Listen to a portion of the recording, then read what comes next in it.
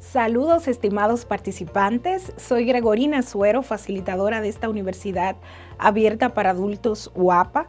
En esta oportunidad estaremos compartiendo la unidad 4 de la asignatura Práctica Jurídica 2 sobre el desarrollo de la audiencia de juicio.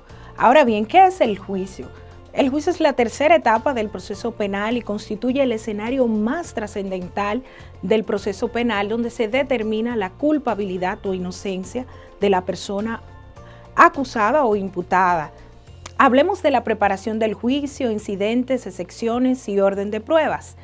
El artículo 305 del Código Procesal Penal establece que una vez notificado el auto de fijación a juicio, las partes pueden, dentro del plazo de 5 días, presentar incidentes que se funden en hechos nuevos, recusaciones, las cuales deben ser resueltas por un solo acto por el presidente del tribunal, a menos que se resuelva diferir para el momento de la sentencia según convenga el juicio.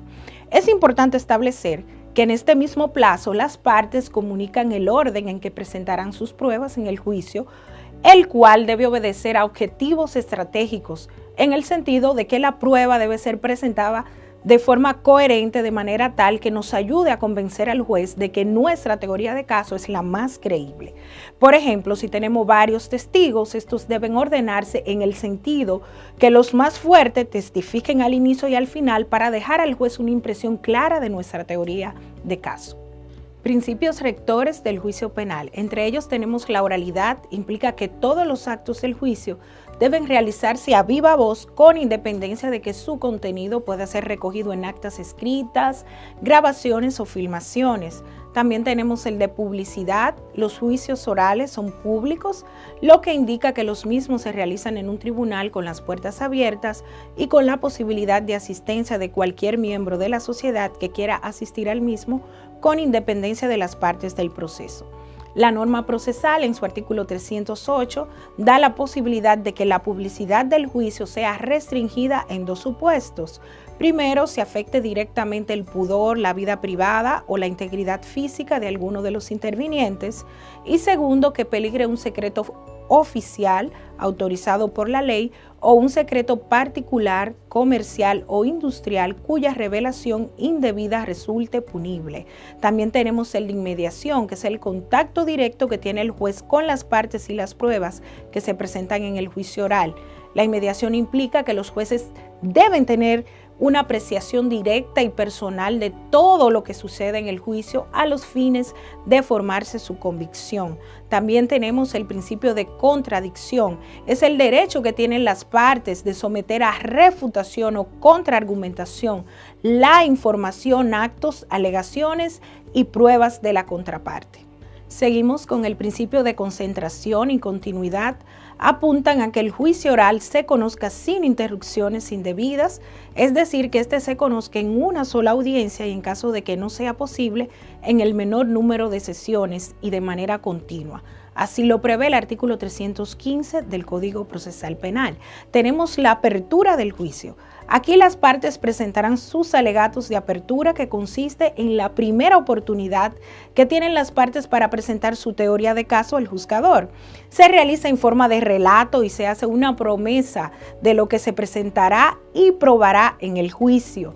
Aquí tenemos también el lema del caso. Es una frase breve que identifica de manera clara la cuestión central debatida en el caso. Se trata de elaborar una suerte de titular periodístico o cuña comunicacional que resuma en pocas palabras el caso que presentaremos al tribunal. Este lema debe ser utilizado por el litigante cada vez que pueda en sus intervenciones verbales ante el tribunal, particularmente al inicio y término de sus alegatos de apertura y clausura. En la fase de discusión y presentación de las pruebas tenemos los interrogatorios.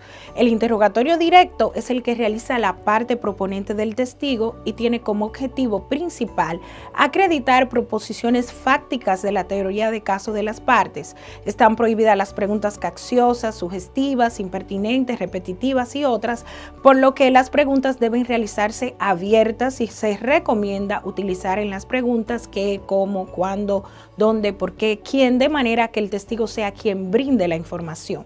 Tenemos también el contrainterrogatorio, que es ejecutado por la parte adversa a la parte que presentó el testigo, y este tiene como objetivo desacreditar al testigo o su testimonio, evidenciar contradicciones o corroborar aspectos que favorezcan nuestra teoría de caso. En el contrainterrogatorio son permitidas las preguntas sugestivas y capciosas. Pasamos a los inicios de los debates. Luego de la recepción de las pruebas ofrecidas por las partes, inician los debates y cada parte presenta su discurso de clausura, seguido de sus conclusiones formales.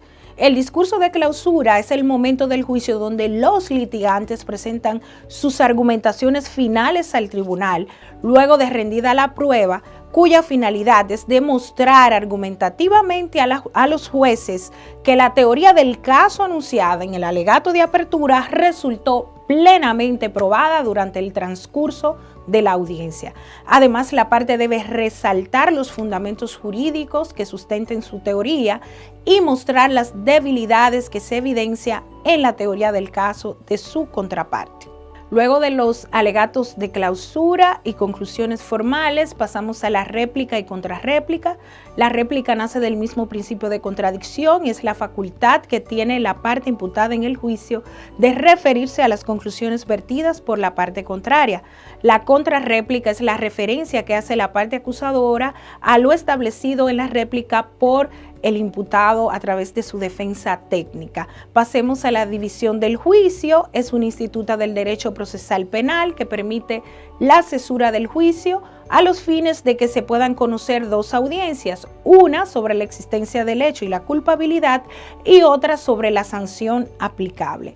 Es importante resaltar que este solo es aplicable en casos donde la pena imponible supere los 10 años de prisión y este también debe ser solicitado por el imputado a través de su defensa. Es todo por esta vez. Nos vemos en una próxima cápsula. Bye.